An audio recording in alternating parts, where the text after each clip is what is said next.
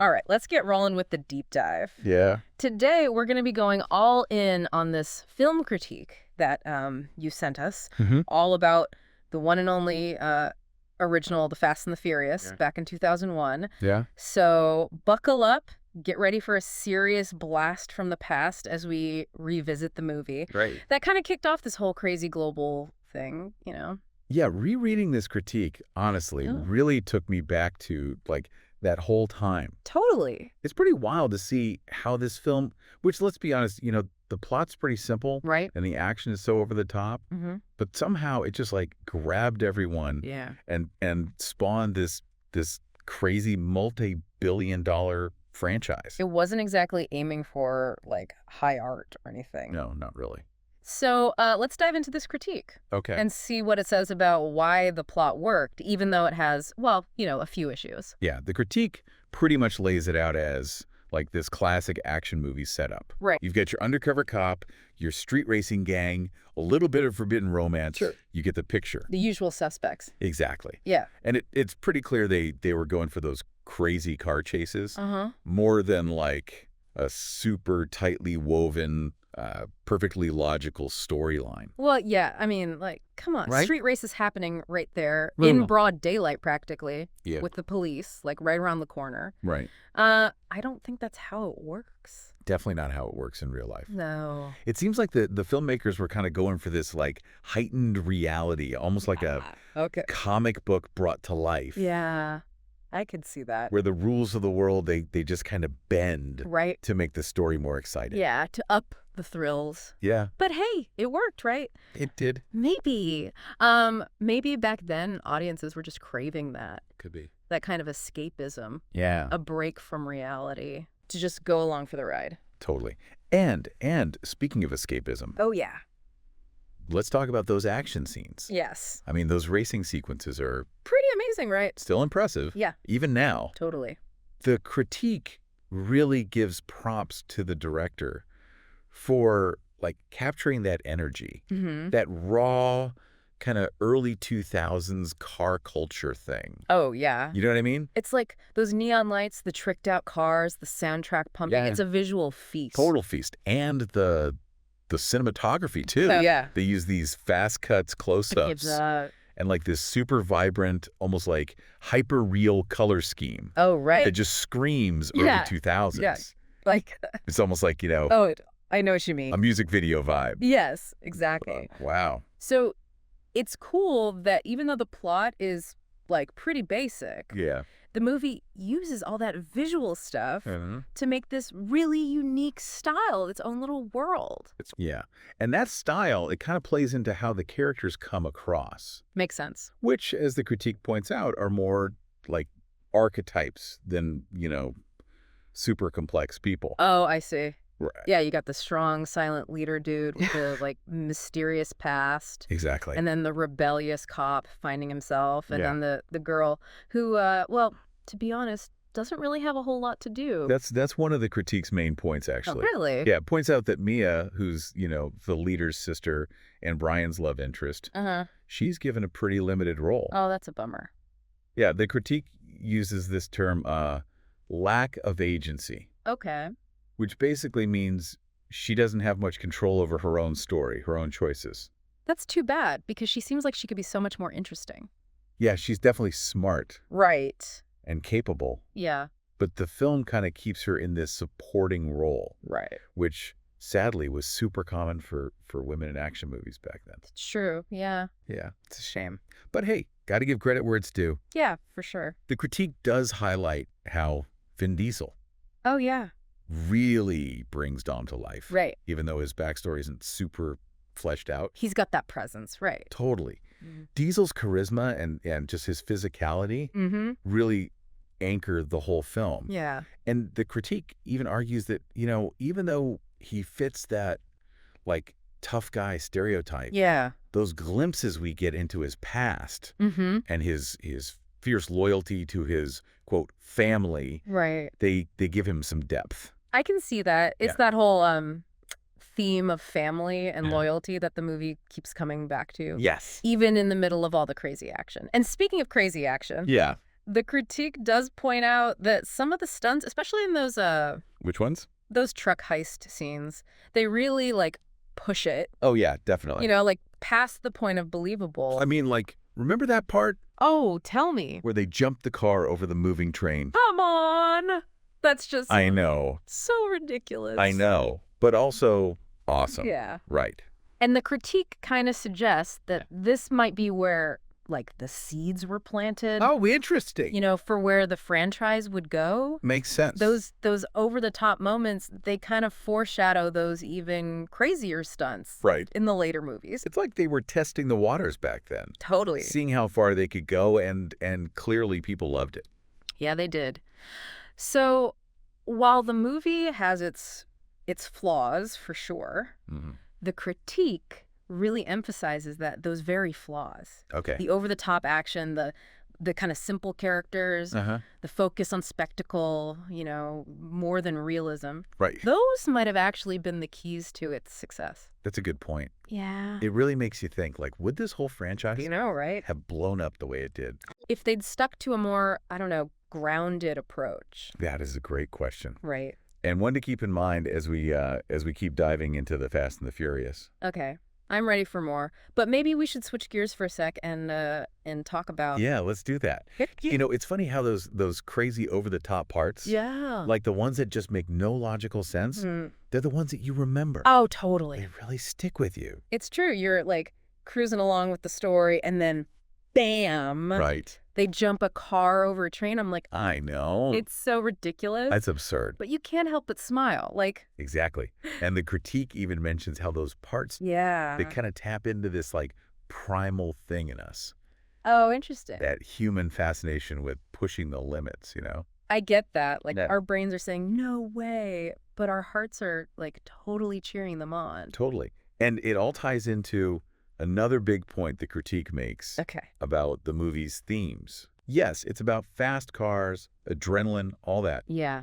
But at its core, The Fast and the Furious is a story about family. That's so interesting, right? You've got this whole gritty underground world, but then the heart of it is about those bonds, you know? Right. Family, both the one you're born with and the one you choose.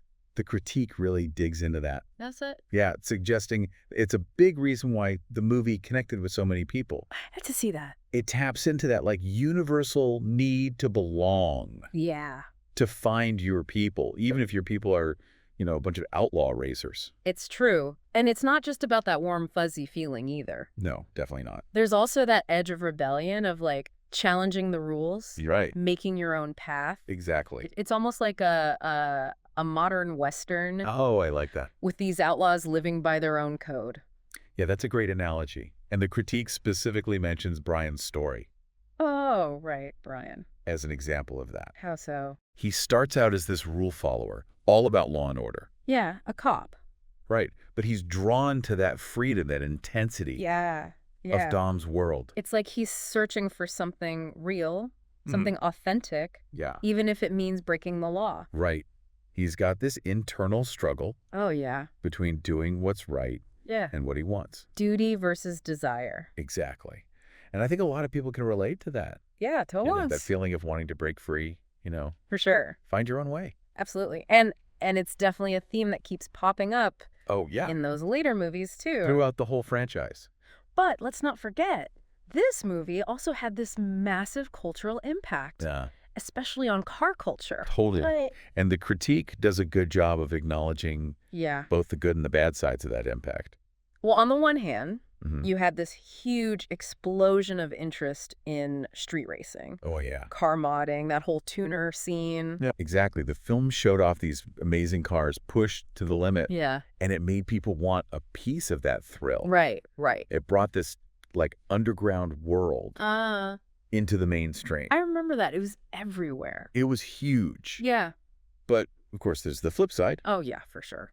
The critique points out that the film maybe unintentionally kind of glamorized a world that can be really dangerous. Yeah, definitely. Street racing is illegal for a reason. For good reason. It is. It's a risk, not just for the drivers, but for anyone who happens to be around. Exactly. Innocent people. Exactly. Yeah. And the film while super exciting to watch, it doesn't really show those consequences. No, not The really. real-world impact. It's a tough balance to strike, you know? It is. To celebrate that excitement, the skill, the artistry of car culture, but also be real about the potential for harm. For sure. For sure. It's a conversation we're still having today. As the Fast and Furious movies keep pushing those boundaries.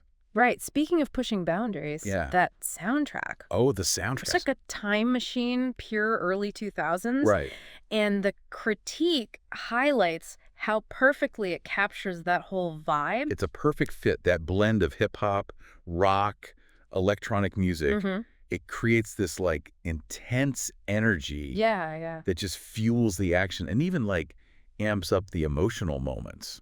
And it's not just the music itself, right? It's the whole sound design. Like those roaring engines, the screeching tires, the whoosh of nitrous. It all adds to that feeling, you know? It's visceral. Like you're right there. Exactly. The critique points out how the sound design works with the visuals to make this totally immersive experience. That makes sense. You're right in the middle of the action. It's like you can almost feel that engine rumble, like in your chest. Totally. And this attention to sound, it's something that carries through the whole franchise. Right. It becomes their thing. Yeah. It's like a signature element. Yeah. You know, you're watching Fast and Furious when you hear that. Right. The combo of engines and music. That's it. Okay, so we've talked about themes, cultural impact, even the sound design. Yep. But really, this is just scratching the surface. Right. The big question is, how did this film, with all its flaws, all those over-the-top moments, become this global thing? That's the million-dollar question. It is. And luckily, the critique dives right into that. Really? Yeah, looking at how the Fast and the Furious laid the foundation for everything that came after. Okay. For how the franchise evolved into the spectacle it is now. I'm ready to hear this. All right, let's get into it. But first, maybe we should switch gears a bit and talk about, all right, so we've talked about how that first Fast and the Furious had this like special mix of action and heart and style. Yeah. But how did it go from like boosting DVD players to launching cars into space? Okay, maybe I'm exaggerating a little. A little bit. But not by much, right? It is pretty wild how the franchise evolved. It is. It is. And the critique actually points out a few things in that first movie. Okay. That kind of hint at where it was all headed. Oh, interesting. Like those early signs were there all along. So tell me more about these early signs. Okay, well, think about the action. It started with street racing. But even then, there were these moments where they kind of went beyond what was realistic. Right, like that car jumping the train track. Yeah. That was insane. It felt like they were winking at the audience. Like a listening peek. Yeah, a little, here's what we can do. Exactly. And as the movies went on, they just leaned into that more and more. Yeah, total. Bigger stunts, higher stakes, and the laws of physics. Well, they got a little more creative, let's say that. They definitely went for the go big or go home approach. For sure. But it wasn't just about the stunts, right? Yeah, not at all. The stories themselves got so much bigger, too. Yeah, the critique talks about how the whole scope of the narrative just expanded. We went from L.A. to, like, worldwide adventures. Right. Heist, spies, saving the world, the whole 9 yards. Oh, talk about a transformation. It's wild. But even with all those crazy plots, those core themes, you know, family, loyalty. Yeah. They stayed at the heart of it all. They did. The Fast family became this iconic thing. Right. This group that, even with all their differences, always had each other's backs. I think that's what really connects with people, that bond. It makes sense. You know, in a way, the franchise became about more than just cars and explosions. Yeah. It's about connection, about finding your people, your chosen family, and sticking with them. Right. No matter what. Powerful stuff. It is. It is. And the critique mentions how that resonated with people everywhere, crossing cultures, making the Fast saga this global phenomenon. And we can't forget about technology, right? Yeah. CGI and special effects got so much better. They did. And the filmmakers, they really use that to bring those crazy stunts to life. Totally. They embraced those advancements. And I think that visual spectacle, plus the action, plus those themes we talked about, that's what really launched the franchise to the top. It's amazing to think it all started with this pretty small, gritty street racing movie. It is. It really shows you the power of a good idea, right? Absolutely. Finding that balance between entertainment and something deeper. Yeah, The Fast and the Furious maybe wasn't aiming for an Oscar. Right. but it hit on something universal, something that still draws people in. So here we are at the end of our deep dive into the Fast and the Furious. It's been a ride. We've covered the plot, the characters, the impact, how the whole franchise changed. What do you think? What's the big takeaway? I think it comes down to a few things. Okay. First, the movie was just pure fun. Yeah. It didn't take itself too seriously, and that let people just relax and enjoy the show. I love that. Like a celebration of escaping reality. Exactly. And second, it hit on those human needs, family, loyalty, belonging. Right. That gave the franchise staying power, beyond just the action. I see that. And finally, it wasn't afraid to try new things. It evolved, embraced technology, took risks. Yeah. That kept things fresh. It definitely did. So, love it or hate it, The Fast and the Furious left its mark. No doubt. We can argue about the stunts, the characters, whatever, but you can't deny how entertaining it is. Right. And how it keeps drawing people in. It's a phenomenon for a reason. Absolutely. Well, that about wraps it up for our deep dive into The Fast and the Furious. It's been a blast. We've explored the roots of this global phenomenon and maybe gained a new appreciation for the power of family. The Fast family. Right, even if that family involves some questionable driving techniques. Just a little. So thanks for joining us on the deep dive. Yeah, thanks everyone. Until next time. Hey everyone, welcome back. Ready to dive deep into some more movie magic? Always ready. What are we uncovering today? Today we're shifting gears and hitting the NOS button on The Fast and the Furious. Buckle up then. Everyone loves those movies. We've been digging through some sources, and we've got 5 fast facts that'll really surprise you. Oh, I love behind-the-scenes stuff. What have you got? Well, get this. You know that whole world of street racing and souped-up cars? The whole thing actually started with a magazine article. Really? A magazine article? Yep. Back in 1998, Vibe magazine published a piece called Racer X. It was all about this underground racing scene in New York City. Wow, so like real-life Dom Toretto's. Exactly. It's crazy to think that this gritty, true story inspired the high-octane world we see in the movies. It just goes to show reality can be even wilder than fiction. Totally. So the filmmaker saw this article and thought, let's make a movie. Well, it wasn't a direct adaptation of the article or anything, but it definitely sparked their imagination. They saw the potential to bring this underground culture to the big screen. It makes you wonder how many other blockbusters started with something so unexpected. Okay, ready for another fast fact? Hit me with it. The title, The Fast and the Furious. It's not original. Wait, seriously? Seriously. Universal actually bought the rights from a 1954 Roger Corman film with the same name. Can you believe that? Wow. I guess everything old is new again. But why do you think they went with an old title like that? Well, it could be a way to tap into nostalgia, right? Yeah, like for older viewers who might remember the original film, bring back some good memories. Exactly. And it also gives the new movie instant name recognition. It's a win-win. Clever move. Okay, here's another one that'll blow your mind. Are you ready for this? Vin Diesel almost wasn't Dom Toretto. What? No way. It's impossible to picture anyone else's Dom. I know, right? But he turned down the role at first. Why would he do that? It's such an iconic role. Universal really wanted him for the part, so they offered him a deal. If he played Dom, they would let him develop a sequel to Pitch Black. Ah, Pitch Black, that awesome sci-fi movie he was in. So basically, Pitch Black gave us Dom Toretto. Pretty much. It's amazing how these behind-the-scenes deals can shape movie history. Okay, let's talk about the action. Those insane stunts and races, were they all real? A lot of them were. They used a ton of practical effects. Real drivers, real cars, real danger. Wow, that's incredible. It definitely adds to the thrill of watching those scenes. Totally. There's a raw energy you just can't get with CGI. And speaking of real, let's talk about NOS. Those little blue bottles that give cars a sudden burst of speed. The movie made them super popular. Oh yeah, NOS became like a must-have for every car enthusiast after The Fast and the Furious came out. It's crazy how a movie can influence real-world trends like that. Yeah, it went from a niche thing to something everyone wanted. It's a testament to the film's impact. It really is. So we've got a movie inspired by a magazine article with a borrowed title, a Pitch Black sequel deal, and a lasting impact on car culture. The Fast and the Furious is a true Hollywood story with so many layers. Absolutely. And it goes to show that the most memorable movies can come from the most unexpected places. So the next time you watch The Fast and the Furious, Remember all these little details. They add a whole new dimension to the viewing experience. They really do. It makes you appreciate the movie even more. Thanks for joining us on this deep dive into the Fast and the Furious. Until next time. Keep on diving!